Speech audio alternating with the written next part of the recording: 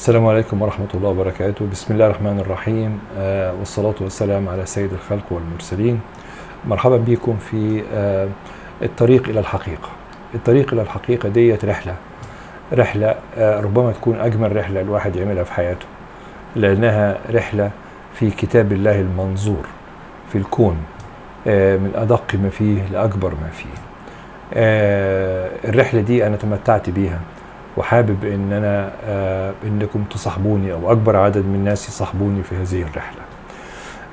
خليني اتكلم، يعني اعرفكم بنفسي. انا اسمي دكتور حسن نصرت، استاذ امراض نساء وتوليد وطب اجنه بكليه الطب جامعه الملك عبد العزيز بجده، وتقاعدت من حوالي 4-5 سنين. ومنذ ذلك الوقت اصبح لي اهتمام خاص ب قضايا الخلق والكون والخلق والحياة، والأسئلة الكبرى اللي ممكن تطرأ على ذهن أي واحد أو كتير منا. إحنا هنا بنعمل إيه؟ إيه حكاية الكون الضخم ده قوي؟ يعني إزاي بدأ وإزاي نشأ؟ والمخلوقات اللي إحنا شايفينها حوالينا ديت، يعني هل الستار اتفتح فجأة ولقينا أشجار ولقينا سمك ولقينا طيور ولقينا حيوانات إلى آخره، ولا في حاجة أخرى يعني نشأت؟ إزاي تكونت هذه الأشياء؟ الأسئلة دي بتصب في حاجة في اللي بيسموها الأسئلة الكبرى. يعني طبعا بعد كده بيجي السؤال: طب إحنا رايحين فين؟ ولماذا نحن الوحيدين البشر هم اللي لهم القدرة على أولا طرح الأسئلة، وثانيا على البحث والاكتشاف ما في الكون من أشياء؟ وفعلا احنا يعني نعتبر محظوظين، يعني احنا عايشين في عصر غريب، اللي هو لم يسبق إنسان وصل لهذا الدرجة من العلم والمعرفة والتحكم في قوانين الطبيعة واستثمارها واستغلالها. دلوقتي ما كانش حد أبدا من السابقين علينا يتخيل ان احنا ممكن نحط إنسان شخص على القمر ونكلمه ونشوفه، او مثلا طفل صغير ممكن وهو قاعد كده يجي طالب واحد صاحبه في اليابان ويتكلم معاه ويشوفه، ويبعت له رسائل ويعملوا تشاتنج معاهم مع بعض. شيء طبعا مذهل يعني.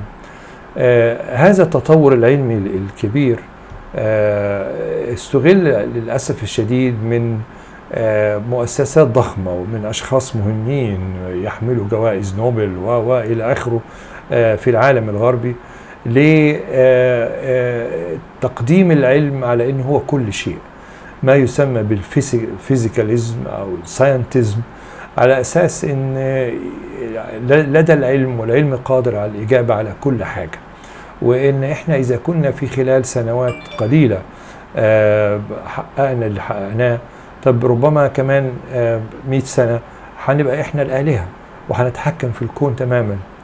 دي الرسالة المستقرة في المؤسسات التعليمية المختلفة بجميع مستوياتها في الدول الغربية، وللأسف هي الرسالة اللي صدرت وبتصدر عن طريق طبعا التواصل الاجتماعي والسفر والبعثات وإلى آخره للشباب في الدول العالم الثالث أو الدول النامية، منهم إحنا طبعا.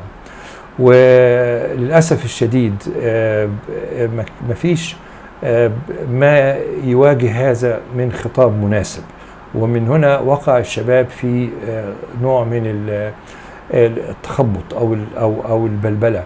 يا ترى العلم فعلا هيعمل كل حاجة؟ يا ترى العلم فعلا هيجيب على كل الأسئلة الكبرى وهيكون هو الملاذ الأخير ولا لا؟ في للأسف بعضهم مشي وراء الفكر الغربي وبنوع من التقليد أكتر منه بنوع من القناعة، ولذلك لما بيقتنعوا بيرجعوا مباشرة. لكن المهم ان احنا نخاطبهم بالخطاب اللازم.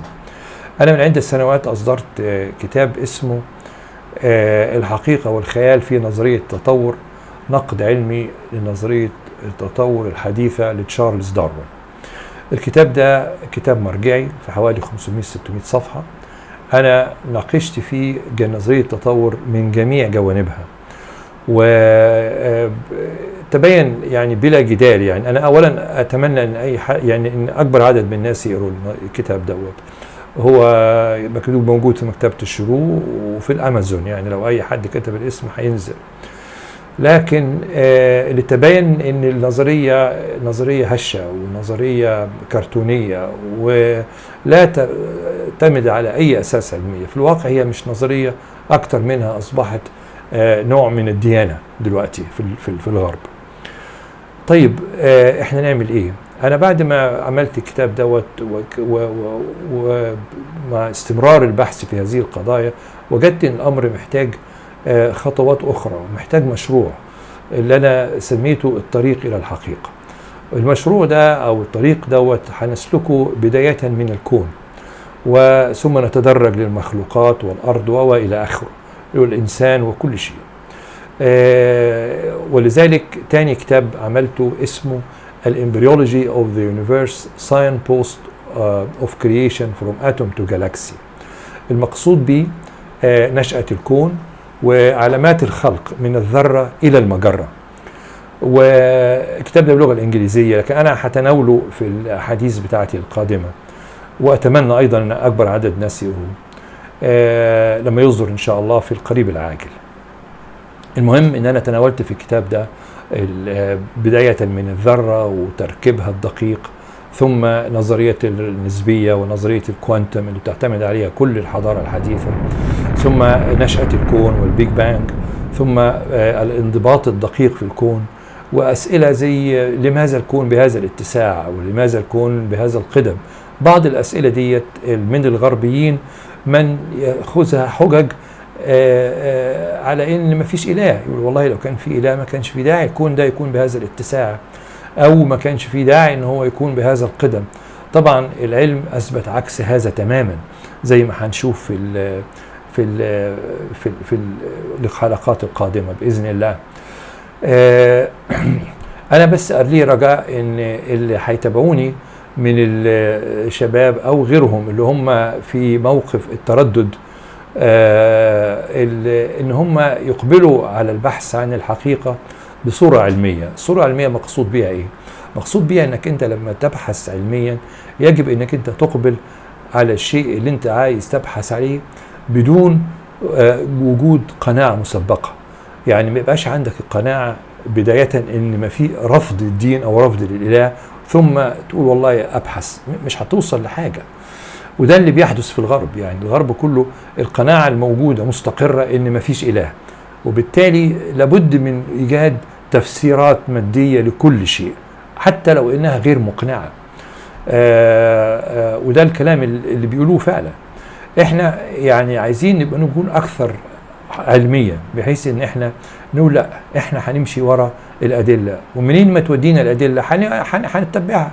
لو الأدلة أثبتت أن الدنيا دي كلها والكون وما فيه ممكن أن يحدث كده بالصدفة بدون أي ترتيب وبدون أي خالق وبدون أي شيء، خلاص أمرنا لله هنمشي. لو ثبت أن الكون ده لابد أن يكون وراه خالق، وما ينفعش أن هو يحدث إلا بدون تنظيم وترتيب وخالق له قدرة خارج هذا الكون تماما، يبقى لابد نسلم بالنتيجة العلمية ديت ونتبعها.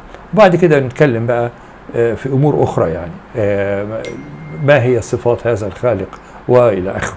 بس البداية أن احنا نؤمن أن وجود خالق، هذا إذا الأدلة العلمية أثبتت ذلك. أنا هتوقف هنا، لكن إن شاء الله المرة الجاية هنتكلم على حاجات مهمة قوي، لأنها برضو هنتناول قبل ما ندخل في مواضيع الكتاب المقدمة بتاعت الكتاب. المقدمة فيها ناقشت فيها 3-4 مواضيع مهمين، وهم على سبيل المثال لماذا لا يؤمنون، هل يوجد تعارض بين العلم والدين، وما هي حدود العلم، هل العلم له حدود ولا ملوش حدود، وكيف يمكن أن يحدث التصادم بين العلم والدين. الأمور دي مهمة عشان نفهمها، وأعتقد أنها قضايا يعني ظريفة، ومناقشتها هنتمتع بها بإذن الله. وأتمنى طبعا أني أجد تعليقات وآراء توجهني وتساعدني في باقي الرحلة. وشكرا، في أمان الله.